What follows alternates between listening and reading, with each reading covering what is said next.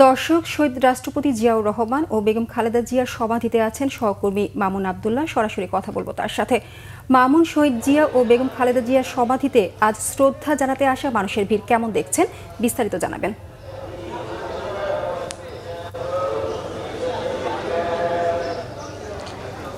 রেখা, মানুষের ভিড় যদি বলি যে সকাল থেকে কিন্তু এখানে তিল ধারণের ঠাঁই নেই। আজকে বেগম খালেদা জিয়ার ইন্তেকালের প্রায় 9 দিন হতে চলেছে। আজকে 8 তারিখ এবং তিনি মারা গেছেন 30 তারিখে, অর্থাৎ প্রায় 9 দিন হতে চলেছে।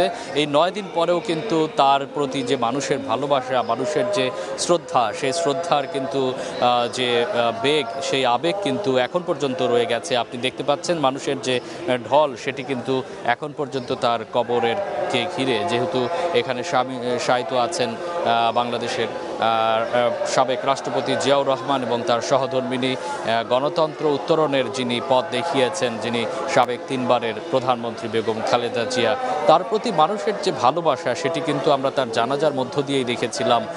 তার জানাজা ইতিহাসের স্মরণকালের শ্রেষ্ঠ মানুষ হয়েছিল, বেশি মানুষ হয়েছিল। এই উপমহাদেশের বলা চলে সবচেয়ে বড় জানাজা হয়েছিল বেগম খালেদা জিয়ার। সেই খালেদা জিয়াকে যারা জানাজার সময় আসতে পারেননি কিংবা তারপরে যারা আসতে পারেননি, তারা কিন্তু দূর দূরান্ত থেকে এই মুহূর্তে আসছেন। মানুষ এখানে ফুলেল ভালোবাসায় সিক্ত করছেন এবং এসে এখানে দোয়া করছেন বেগম খালেদা জিয়ার জন্য।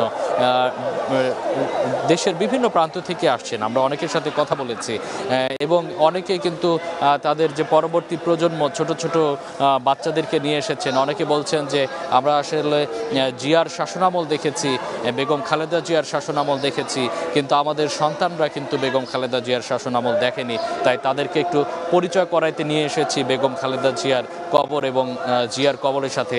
তাদের যে ইতিহাস আছে, তাদের যে গৌরবোজ্জ্বল ইতিহাস আছে, সেই ইতিহাস কিন্তু তাদেরকে শোনাচ্ছেন।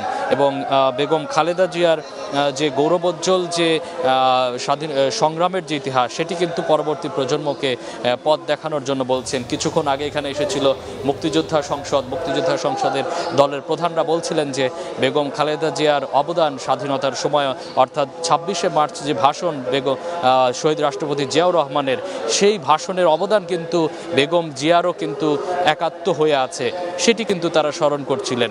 তো এখানে যারা আসছেন আসলে কয়েক প্রজন্মের মানুষ আসছেন, ছোট থেকে বৃদ্ধ সব প্রজন্মের মানুষ কিন্তু এখানে আসছেন বেগম জিয়াকে শ্রদ্ধা জানাতে এবং তার ইতিহাস সম্পর্কে জানতে। তো রেখা, এই ছিল আমার কাছে বেগম জিয়া এবং শহীদ রাষ্ট্রপতি জিয়াউর রহমানের মাজার থেকে মানুষের শ্রদ্ধা জানানোর সবশেষ খবর। ধন্যবাদ মামুন।